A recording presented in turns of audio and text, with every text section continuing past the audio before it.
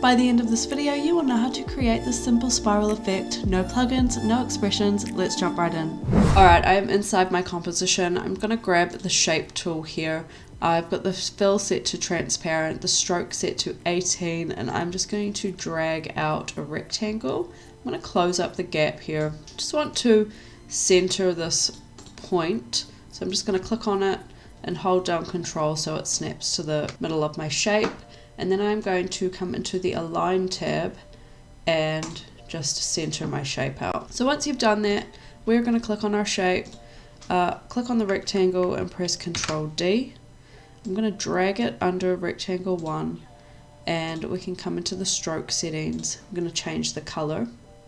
Press OK, and then you can adjust the stroke width. I'm going to make it quite a bit bigger.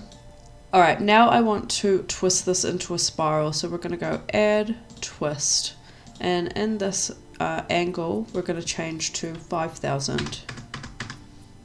Right, so if I go a little closer, we can see we've got this join in the middle, and you might like that. I do not, so I'm going to go back to Add, go to Trim Paths, and I'm going to change the start to about 75.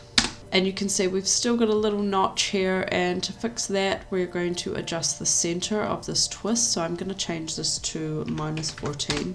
Right, and then I'm going to press Control D on this rectangle, drag this one underneath, and I'm going to switch off the stroke but switch on the fill, and I'm going to change this color to a cyan. And we've got our spiral shape. If you want to add a rotation, you can just come into the rotation and add a keyframe. And there you have a rotating spiral. We can actually come into the rectangle settings and adjust the taper to get some quite cool effects as well. So for example, I'm going to change the start length to 9 and the end length to 100. I'm going to do the same on rectangle 1. I'm going to change the start length to 2. And there you have it. If you found this video helpful, giving it a like will let me know that I am on the right track. Make sure to check out this video because this is the one YouTube thinks that you should watch next. I'll see you in the next one. Bye!